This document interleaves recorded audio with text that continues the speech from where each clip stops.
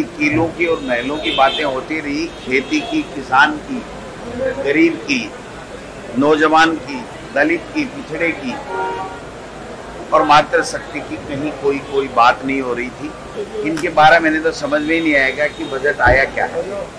धरातल पे उतरने का कोई मतलब नहीं है इसका, केवल आंकड़ों का और शब्दों का मायाजाल है।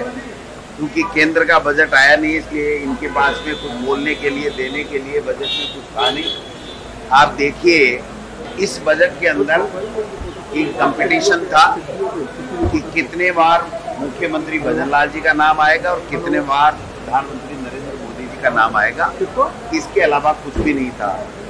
आज तक के इतिहास में हमने कभी नहीं देखा कि मुख्यमंत्री लिखने के बाद भी जो मुख्यमंत्री होता है वो ही मुख्यमंत्री होता है, उसके आगे नाम लिखने की आवश्यकता पड़ गई। तो ये डाउट क्यों हो रहा है कि ये मुख्यमंत्री भजनलाल जी हैं कि नहीं है, मेरे ये समझ से परे है। बजट की गरिमा को तार-तार किया है इन्होंने। मैं समझता हूं कि इन्होंने 4 लाख नौजवानों को, युवाओं को नौकरी देने की बात की है और इस साल में 1 लाख की बात की। अब तक तो जो हमारे समय में, कांग्रेस के समय में, सरकार के समय में जो भर्तियां निकल करके वित्तीय स्वीकृति हो गई, परीक्षा हो गई, परिणाम हो गई, वो ही नहीं दे पाए। तो ये कब तो किस विभाग में 1 लाख नौकरी निकालेंगे और इन 6 महीने में कैसे, बाकी के बचे हुए 6 महीने में ये कैसे कर पाएंगे? 8-9 महीने मान लीजिए आप एक तरीके से, तो कहाँ से ये भर्तियां देंगे?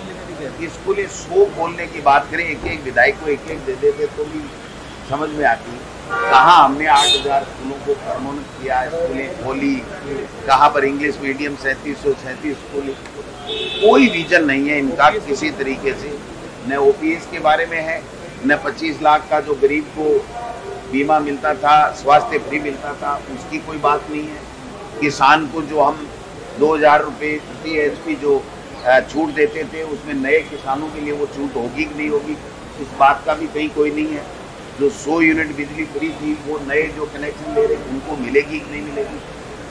बड़े बड़े जो पूंजीपति, धन्ना सेठ, अडानी अंबानी जैसे लोग जिन्होंने पावर स्टेशन लगा रखे थे, उनकी इलेक्ट्रिसिटी ड्यूटी माफ करने का काम किया। ये बहुत बड़ा घोटाला सामने आएगा कि ऐसे लोगों को जो हजारों लाखों करोड़ रुपए के मालिक हैं और उनको तो छूट दी गई है और गरीब के लिए कोई छूट की कोई बात नहीं है, उसके लिए कोई विजन नहीं है, कोई नई योजना इनकी तरफ से किसी तरीके की नहीं है।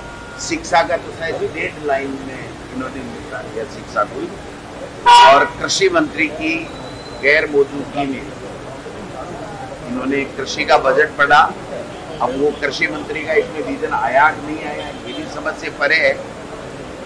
मैं समझता हूँ कि ये दिशाहीन बजट था।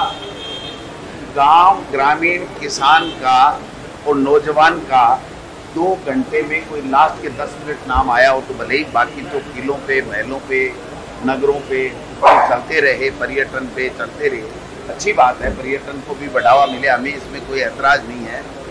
लेकिन 70-80% आबादी जो गांव में रहती है, जो विकास के लिए आज भी लालायित है कि हमारा विकास होगा, हमने सरकार बनाई और ये सरकार हमारे लिए कोई अच्छी योजनाएं लेकर के आएगा, किसान की आमदनी बढ़ेगी, प्रति व्यक्ति की आमदनी बढ़ेगी, इन चीज़ों का कहीं भी इस बजट में नहीं है। और मैं समझता हूँ कि जब तक केंद्र का बजट नहीं आता तब तक इनके पास में करने धरने के लिए कुछ भी नहीं है। जो अंतरिम बजट दिया था उसकी भी एक भी घोषणा आज की तारीख तक धरातल पे नहीं उतरी है, और ये जो बजट है वो केवल हवा ही रह जाएगा, किले और महलों की बात करने वाला बजट रह जाएगा।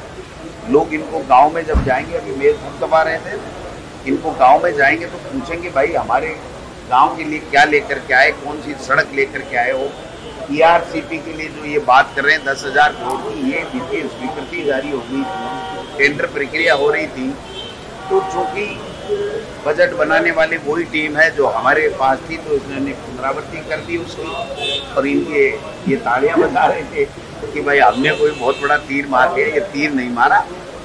जो हमारे समय में घोषणाएं थी और जो हमारा विजन था, उसी को थोड़ा बहुत अगर कहें तो उसको आगे बढ़ाने में एक दो चीज़ों में इन्होंने काम किया। बाकी ये बहुत ही ग्राम, किसान, ग्रामीण, युवा, SC, ST, OBC, गरीब, स्वर्ण, इन सब के को निराश करने वाला है और नौजवानों को तो विशेष रूप से ये निराश करने वाला है।